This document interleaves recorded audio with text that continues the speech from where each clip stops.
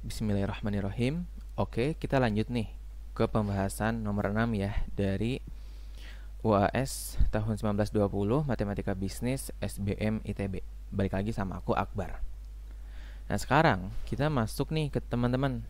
Masuk ke subbab apa?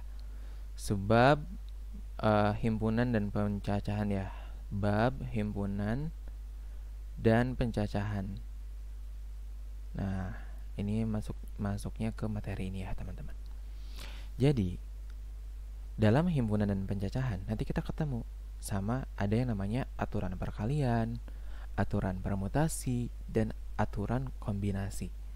Nah, dalam soal ini kita bakal ngomongin dua kasus, yaitu permutasi dan kombinasi. Nah, sebenarnya apa sih yang membedakan permutasi dan kombinasi? Kalau permutasi, ini urutan berpengaruh, teman-teman. Urutan berpengaruh. Dan biasanya, kalau dalam soal, itu suka di notisnya itu, dimensionnya itu adanya jabatan yang berpengaruh. Jadi di sini aku tulis adanya jabatan. Sebaliknya, kalau kombinasi itu urutan tidak berpengaruh, teman-teman. Kalau nggak berpengaruh, biasanya dalam soal itu dimensionnya itu tidak ada jabatan, alias dengan kata lain tanpa jabatan. Biasanya suka dimensionnya kayak gini ya, teman-teman. Nah, oke, kita langsung ke soalnya. Katanya ada susunan nih kepanitiaan yang terdiri dari 4 orang struktur panitianya, yang akan dibentuk dari 7 orang calon panitia yang mendaftar. Hitung banyaknya cara membentuk susunan kepanitiaan tersebut jika A, B, C. Oke, kita kerjain dulu yang A. A itu kan kepanitiaan terdiri 4 anggota biasa tanpa jabatan. Nah, kalau ada tanpa jabatan, ini artinya apa? Iya, kita pakai rumus kombinasi. Ya, ingat kita punya rumus kombinasi. Kombinasi itu rumusnya apa? Oke, aku tulis dulu deh ya. Jadi, kombinasi dari misalnya ada banyaknya ya. Banyaknya itu ada sebanyak N, bakal dipilih sebanyak R. Ya, yang mana N di sini itu adalah 7, R di sini adalah si 4 ini nih, 4 orang. Jadi kan dari 7 orang bakal dipilih 4 kan. Nah, itu rumusnya gimana? Rumusnya N faktorial dibagi N dikurangin R faktorial dikali R faktorial. Yang mana di sini R adalah yang dipilih gitu ya, yang diambil atau yang dipilih. Sedangkan N di sini adalah jumlah keseluruhannya. Alias aku sebut dengan total aja deh, biar gampang. Nah, berarti kalau yang option A, ini yang dicari apa? C, karena kombinasi ya. C 4 dari 7. Yang mana sama dengan N faktorial, berarti 7 faktorial dibagi N minus R di dalam kurung faktorial gitu kan. Berarti 7 dikurangin 4. Berarti kan 3 ya. 3 faktorial dikali R faktorial. R faktorial itu R-nya adalah 4.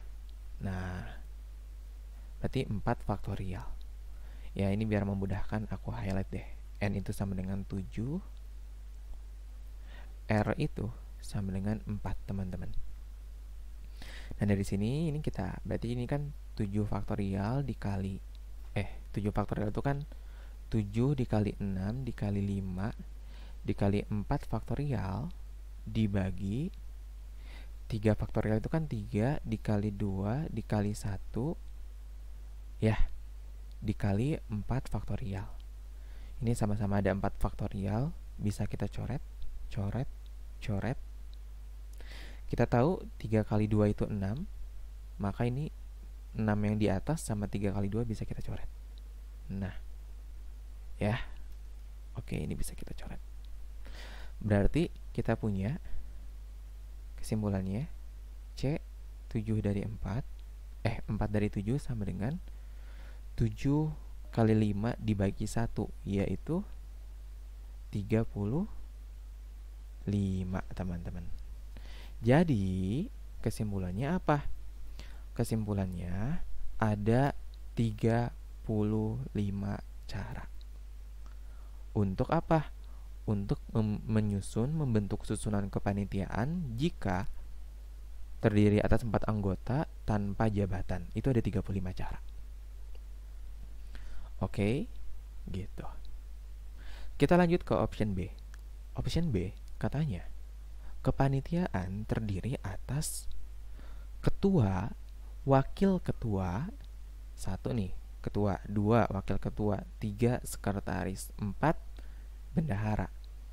Nah, di sini ngomongin jabatan, teman-teman. Kalau jabatan berarti apa? Kita pakai rumus tadi, permutasi. Nah, berarti ingat ya, kalau rumus permutasi dari R dari N, ya itu rumusnya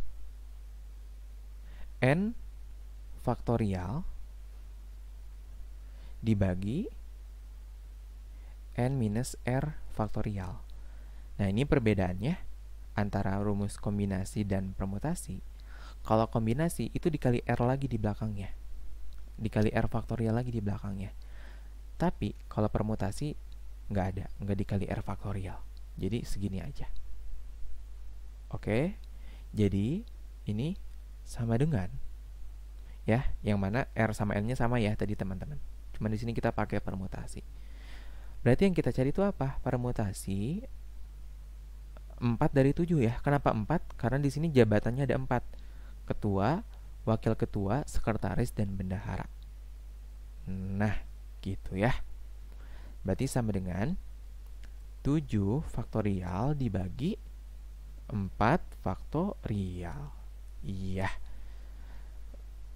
Dibagi 3 faktorial ya, maaf teman-teman. Dibagi 3 faktorial, karena 7 dikurang 4 itu 3. Dibagi 3 faktorial. Berarti ini sama dengan 7 kali 6 kali 5 kali 4 dikali 3 faktorial dibagi 3 faktorial.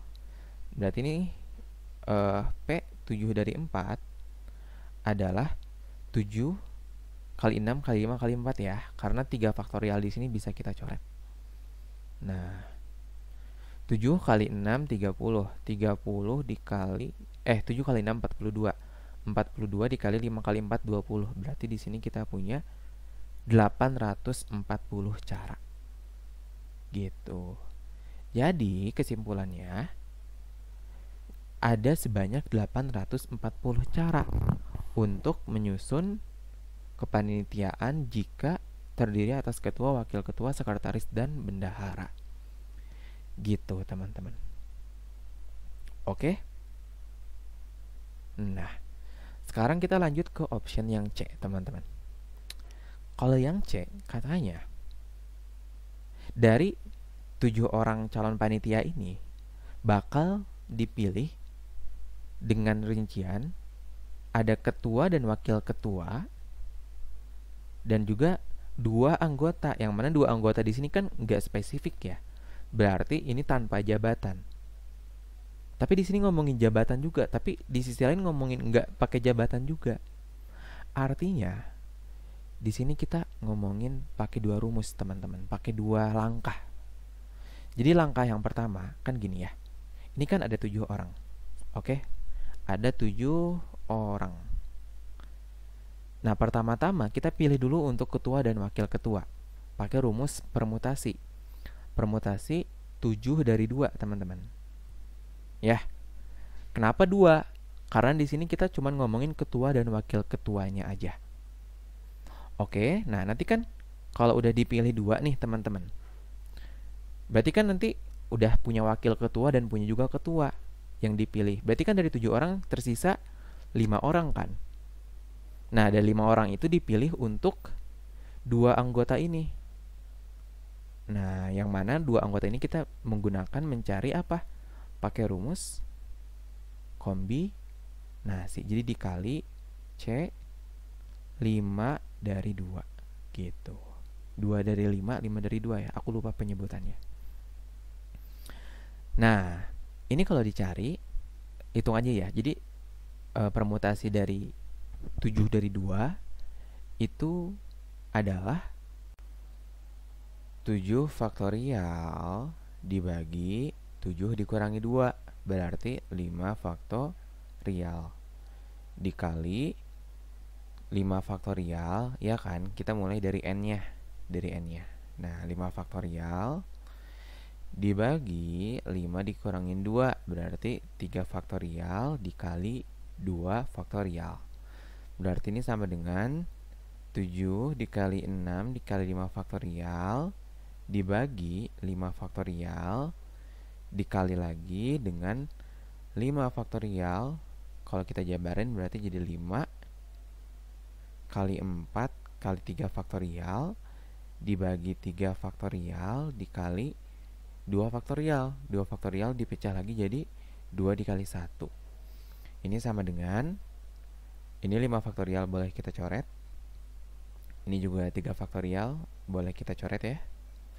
Jadi terus masih belum nih. 4 sama 2 bisa kita coret. Nah, berarti sisanya itu 7 dikali 6. 7 dikali 6 dikali 2.